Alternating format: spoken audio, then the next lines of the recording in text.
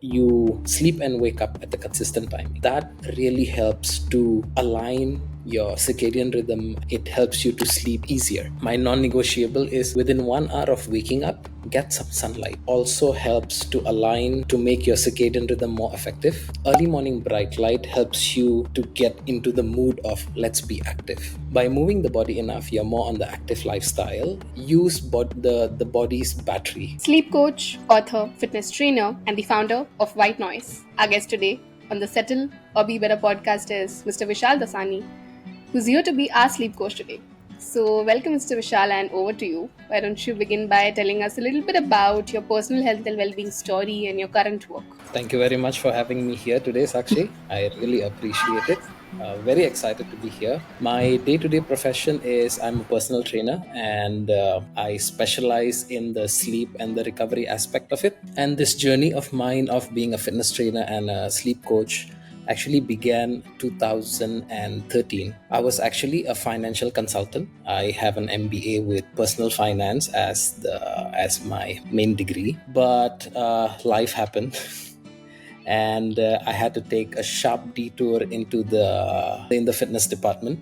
Let me just take a flashback if I'm okay with it. It started in 2013 when I actually I got married. 2013, went for a honeymoon. Everything was planned in the head that okay, once I'm back from honeymoon, I'm gonna continue this finance job. So as a financial consultant, I was very happy with it and I saw a good prospect in the future. But during honeymoon, what happened was massive jet lag happened. And when I came back, I had put on 15 kilos in just 21 days. It was a shocking thing for me because I didn't expect to put on so much weight in just 21 days. Then I realized that, okay, before I get back to financial consultant, I need to do something about my appearance. Then I decided, okay, let me just train, get onto diet, and then get back in shape. But I had insecurities that I was not aware of. So whenever I would train, and because of my appearance, and people in the gym used to flex a lot. That's what most of the gym goers they do. They flex a lot. I used to feel very intimidated, and because of that, I actually converted my office, which I wanted to use it as my financial classes.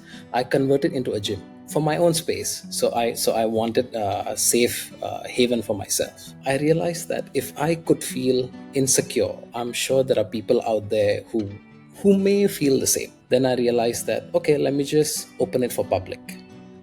And then in my head, that voice came, what about your finance? And then I realized, okay, finance can take a backseat for now. Let me just do fitness. Then fitness happened. And then I became a fitness trainer. Financial consultant is still at the backseat till now.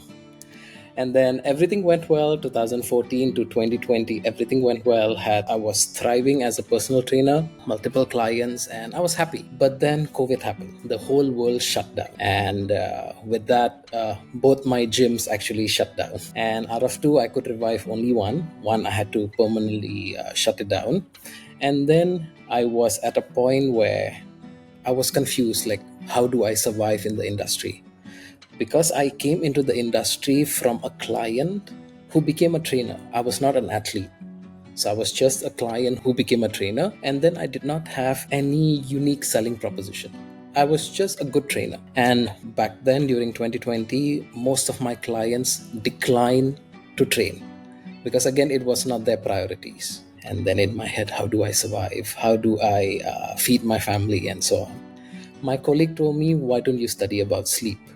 Just to deepen the field. And okay, fine. And I took the course, I started learning about sleep, and then there my eyes and my mind, they were open. I realized from the courses that I took about sleep that the reason I put on weight in 2013 because of jet lag is actually answered in the course. Like, I got to know that sleep plays a major role in helping you either put on muscles or you shed the body fat. Sleep plays a crucial role. Of course, like most of us, we know that sleep is important for health, but how important it is, not many people actually share the information. And besides that, I also got to know that not everyone has to sleep for 8 hours. And I also got to know that sleep and resting is actually ingrained in our biology. So technically, each one of us, we have the skill to be able to sleep easily. Now that begs the question that why do people have difficulties to sleep? Because apparently we need to know the mechanism, how sleep actually happens, and what we need to prepare so that at night we can actually sleep easy. Amazing. That's an amazing story. And, it's beautiful to see how you can find your purpose at any point of life. And very surprisingly, something that we might not have even planned before, right? So it's amazing to see that you found your purpose and you're doing this amazing work in educating so many people about sleep and their health and well being, right? And we are so glad to have you on a podcast today. Thank And you. to begin with the questions, my first one is very obvious. I'm sure you get this a lot, but a sleep coach. Why do we need a sleep coach? I mean, someone who comes across this term for the first time, they're like, I don't need coaching in sleep. It's my favorite thing to do. Like, why would I need a coach for sleeping? Yeah, like maybe in the gym, maybe a nutritionist, yes, but I don't need a coach to sleep, right? So, what is your take on that? Like, what is sleep coaching, and why do you think people need a sleep coach? Well, get that a lot. And in a place like Indonesia, like most of Asian countries, sleep coaching is a rare commodity. But if you go to Australia, Europe, and US, sleep coaching is as common as personal trainers. So, as a sleep coach, what we do is we provide education and understanding on how to get a good night's sleep without having to rely on medication. We help our clients to reconnect with that innate skill to rest and to sleep. We also provide them the basic understanding that, hey, everyone's sleep is unique. You do not have to compare yourself to somebody else's sleep pattern. You have your own sleeping pattern, and the other person has their own sleeping patterns. And even if they have a good night's sleep, they don't need any coaching. We also provide tips how to optimize that sleep. So, because we cannot say that sleep will be perfect every day, that doesn't happen. But we provide tools so as to what we can do when things go south in our rest, in our sleep. What can we do to actually compensate for that? How do we get our sleep back?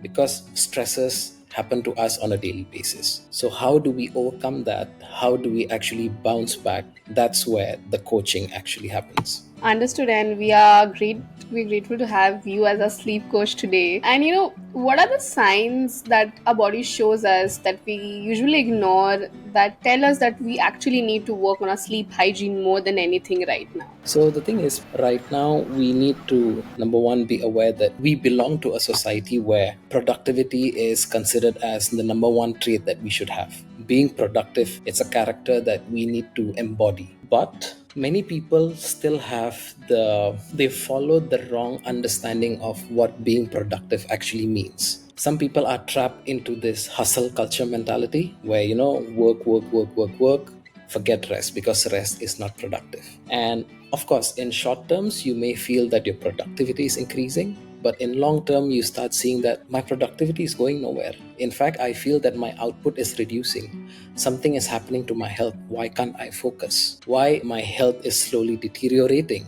Why is it easy for me to fall sick? Why am I not able to control my appetite? Why things are not going according to the plan? Because again, you do not give yourself the permission to rest, permission to get a good night's sleep. That's when things start to crumble. Right, and that's very true. We live in a society today that really puts so much shame on just sleeping, right? Like, if we just call up a friend and they're saying, I was just taking a nap, I'm like, are you no lady? Like, why are you taking a nap right now? Like, why are you sleeping? Shouldn't you out be doing something? Shouldn't you out be, going out for a party or something? If you tell someone that, it's 10:30 and I'm going to bed, they're like, I mean, what are you doing? It's just the night has just started. You should be out here with us partying right now. Maybe like, doing working over hours, right? So, I mean, that's just glamorized so much. And I recently read somewhere that our biology is actually designed to be lazy. Like, that's the two modes is like we want to rest and we want to survive. Those are the two things that are there on the focus biology, and we have constantly been fighting it to be more productive, to do more, to do anything but sleep, right? So this is really the need of the hour to think about and slow down a little bit and pause and reflect on how our sleeping patterns are. And according to you, what certifies as a good night's sleep? A person is considered to have had a good night's sleep when number one, the sleep process is quite quick. By quite quick, I don't mean in minutes you fall off to sleep. No, sleep transition takes time. It takes about 10 to 15, sometimes 20 minutes. If we can fall off to sleep within this time frame, then that's one consideration. Number two, should you wake up in the middle of the night, which tends to happen, and that's quite normal. Should you wake up in the middle of the night, the sleeping back process is simple. It doesn't take you hours to fall back to sleep. Number three, when you wake up in the morning, you feel fresh, you feel energized, your mood is good, and you look forward to seize the day. And you don't feel lethargic. Because again, it's like charging your phone. If the charging goes well, then your battery lasts for very long. You can use your phone for the entire day. Right, these are some great parameters. I mean, I'm sure a lot of us have faced this. If we've woken up, in the middle of the night, we have a hard time falling asleep, and Yeah. unfortunately, the most common thing all of us do is go to our phones. If we Yes. wake up at 2 or 3, and I don't know why, it's just the next response. If you're awake, if you can't sleep, you just go to your phone, which is the worst thing you can do at that time. And a lot of us do feel like, we've slept 8 long hours. I went to bed early last night, but why do I still feel tired after waking up? Why do I just want to sleep in more? Like, why is my bed calling out to me and I don't want to jump out of it and go to my work, right? So that's true, so true. That makes so much sense. So, what health issues are the ones that you have helped your clients particularly with just by changing some things in their sleep pattern? One which is very common is in the field of wanting to lose excessive body fat. Sleep simplifies that process.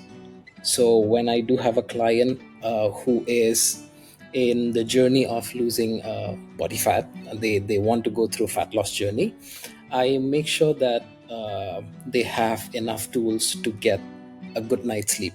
Because again, then that's when they realize that, oh, actually, this process, this journey of losing body fat is not as hard as I thought it would be. Because getting a good night's sleep in the context of losing body fat, it helps you to regulate your appetite, so you don't crave for highly processed foods.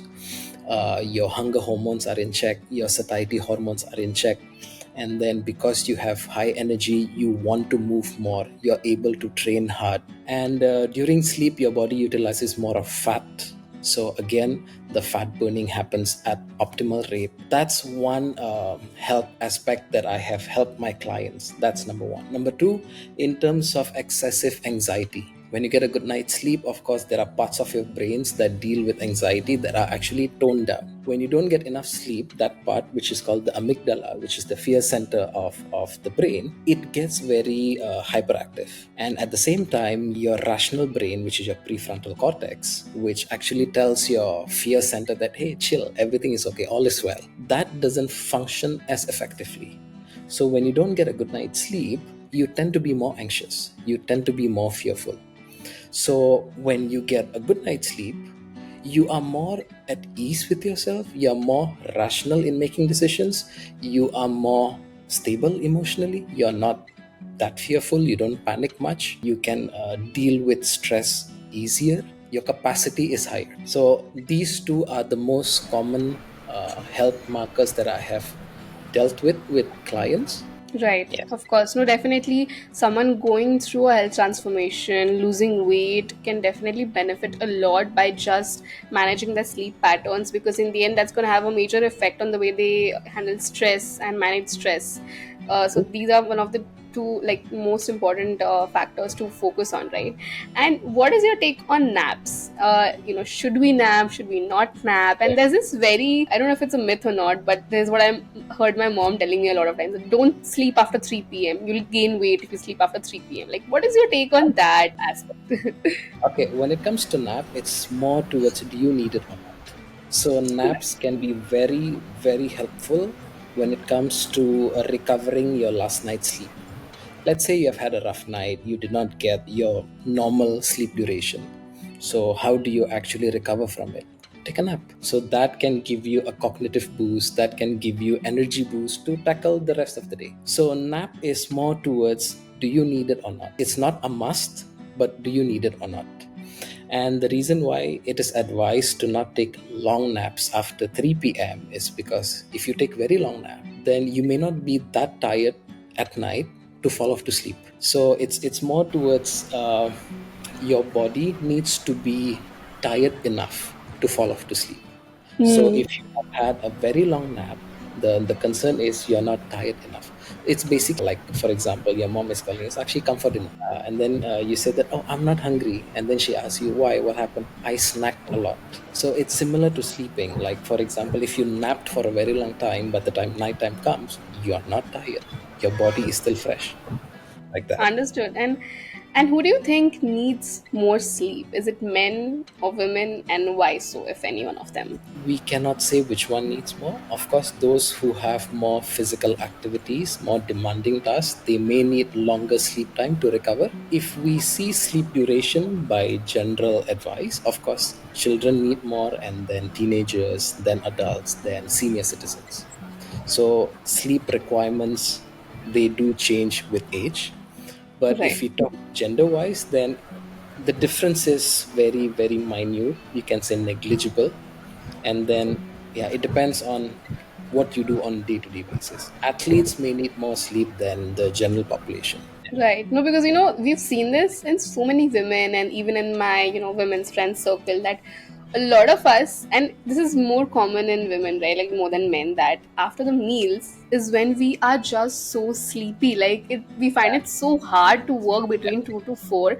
And women Yeah. specifically, I haven't noticed this in my many male friends, but female friends definitely. When we are even together, after lunch, it's like our brains just don't work. We just want to sleep. We just want to nap, and until 4 p.m. we just can't get any work done. So, is there a particular reason for this? Is there any hormonal factor coming into this? Okay, so this for this I have to explain a little bit about how our biological clock plays a role here. So every one of us, we have our own biological clock, which is called the circadian rhythm.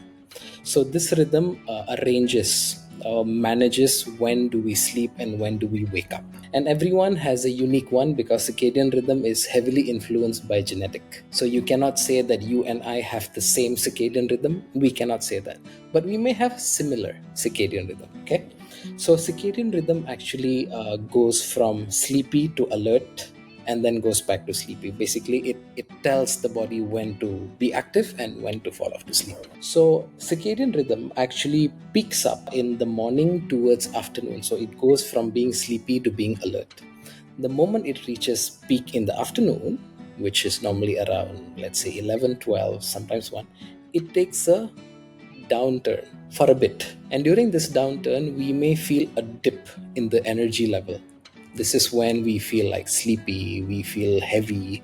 Why can't we concentrate? Because there is a dip in our body clock. It's actually giving us a signal, hey, take a short break. And then after some time, it goes back into going up for another peak. Let's say between 1 to 3 or 4, it's when you experience the dip, and then it goes back up, it reaches another peak, and then it goes down to prepare you to sleep. The second peak lasts for a few hours, and then it goes back down in the evening, late evening towards the night, where it prepares you to sleep. And yes, so you may have that circadian dip, and the circadian dip feels even more depending on what kind of meals are you having. If you have Right. meals which is heavy on carbs, then that feeling of sleepiness, that you feel it even more compared to if you have high on protein, low on carbs, and so on. So high carb meals, this is what I've read, promotes sleepiness. Yes. Understood. That was very interesting. And in terms of specifically nutrition, do you change something in a client's nutrition only to help them with their sleep patterns? Like you just mentioned about your lunch being probably more high on protein and low on carbs. So versus that, do you change something in the dinner that helps them to fall asleep better? So nutrition wise, I cannot change because I don't have a nutrition background, which means that my scope is limited only in advising, having a general understanding of what kind of foods promote. I cannot prescribe, hey, you take 100 grams of this kind of carbs, you take Right. 20 grams of this kind of protein. No, but I can give them a general idea what kinds of foods promote or hinder sleep. Yeah. Understood. And lastly, as a sleep coach, what are your non-negotiables for sleep hygiene? What are some things that are part of your, night routine Okay. that are non-negotiable for you, and generally throughout your day also that you just Okay. can't go through your day without? So, normally when people ask me, what do you do to get a good night's sleep? I tell them that I have seven non negotiables. A good night's sleep actually does not begin at night, it begins in the morning. So, my number one non negotiable is consistency in schedule. Every sleep expert is going to tell you this as the priority is make sure you have a consistent sleep and wake up time from Monday to Sunday. By consistent, I don't mean exactly on the dot. Let's say, for example, on Mondays you sleep by 11, and on Saturdays you party till morning, you sleep at 5. That's not consistent. Consistency means, okay, Monday you sleep by 11, Tuesday, let's say you sleep by 10:45 or 11:30. That is still in the context of being consistent. So you sleep and wake up at the consistent time. That really helps to align your circadian rhythm, and it helps you to sleep easier. That's number one. Number two, my non-negotiable is within 1 hour of waking up, get some sunlight. Sunlight also helps to align, to make your circadian rhythm more effective. It helps the brain to produce enough melatonin to sleep at night. So it actually sets a timer. Early morning sunlight, or bright light for that matter. Early morning bright light helps you to get into the mood of let's be active. And then it also sets the timer that 14 hours from that sunlight, bright light exposure, that's the time where, okay, I'm going to put the melatonin on high production so that you can fall off to sleep easy. So that's my number two non negotiable. Number three is move your body enough. By moving the body enough, you're more on the active lifestyle. You use the body's battery, which means that by the time the nighttime comes, it's easy for you to fall off to sleep because your body is already tired. You use up the body's battery. Number four is consuming highly nutritious meals at the right quantity. Everyone has a different requirement when it comes to nutrition. So you need to know how much is enough for you, depending on what your current goal is at the moment. You want to put on some muscles, of course, you need to have some surplus. So make sure it's fulfilled accordingly. You want to lose some body fat, you need to be slightly in deficit. So make sure you are getting that enough according to your current goal. Okay. The reason why I heavily emphasize on nutritious foods is because melatonin, the hormone which is highly associated with sleepiness, is produced by the foods that we consume. So it has its raw materials which we get from food, and it cannot be produced by the body without the help of these foods. So certain foods actually promote the production of melatonin, like your eggs, your meats, your nuts, milk. They help to produce melatonin. So make sure you get enough of highly nutritious foods. Number five is avoid stimulants like caffeine or nicotine close to bedtime because they keep you awake. Even if you can fall off to sleep by consuming caffeine close to bedtime, they mess your sleep quality. Alcohol as well. Some people believe that consuming alcohol makes them fall asleep easy. Yes, that's true. They shorten the sleeping process, but again, they mess with your sleep quality. They fragment your sleep way too much. They mess around with your dream state sleep, which is the REM sleep. So, again, they are not sleep aids. So, never use alcohol as means to fall off to sleep. Okay. And then number six, another non negotiable is when you enter the room at night, you want to feel safe and relax in the room because that's when your brain is going to switch off. I'm in a place, I'm in a surrounding where I can feel safe. When that happens, it's easy for the body to relax and transition to sleep. So create a sanctuary for yourself in the form of your bedroom. Make sure the room is not messy, it doesn't smell bad, the air circulation is good, it's cool, and so on. Number seven, this is extremely important. I mean, all seven are important, but this is extremely important, and this is one thing we tend to forget these days. Allocate 30 minutes to 1 hour before your bedtime to switch off. Find relaxing activities to do, but make sure you do it. The moment you switch off your body, your mind from that, fight or flight system, you need to switch it off into rest and digest. That's when it's going to be extremely easy for you to dose of your sleep. The Right. techniques can be many. It can be through breath work, it can be through meditation if you enjoy them, it can be through having a warm water shower or warm water bath. It can be through reading a book. It can be listening to music, talking to your partner. It can be watching TV for some time or watching a series in your laptop. Anything that can relax you, use it, but make sure you use it mindfully. Yes, these are Understood. That makes so much sense. And especially the last 2 points, right? I mean, if we are leaving for our office in a rush and our room is in a mess and we come back, the first yeah. thing is like on our mind is just want to go and clean the room, and the whole Yep. relaxation, the whole point goes to the dustbin, and we are just in a rush to again come home and again work to clean up our room and then probably try to fall asleep, which gets even tougher, right? So that is one great a reason to keep your room clean as you leave your house, and make your bed when you wake up. And it's important, these small things play such a major role in our life. Yes. That was amazing, Mr. Vishal. Thank you so much for being here today. Okay. This brings us to the end of the episode today. As we conclude, do you have any last messages or thoughts to leave us with? Sleep is actually easy and it's already ingrained in our biology. We don't have to work so hard to make sure we get a good night's sleep. Just make sure we do the preparations properly, and do not sacrifice your sleep for anything because sleep will enhance your productivity, your health, your emotional health, your mental health, everything. So make sure, make sleep your priority. Absolutely. Yours too, glamorizing our sleep a little bit more. So Yes. thank you so much once again for Thank being here you so today. much. For the ones who don't already follow you, there'll be links in the description below. They can reach out to you, learn a lot more from you, and probably links to your books also in the description, where they can reach out and read directly from your words. So thank you Yeah. so much once again, Mr. Vishal, for being here today. Thank you, Sakshi, for having me.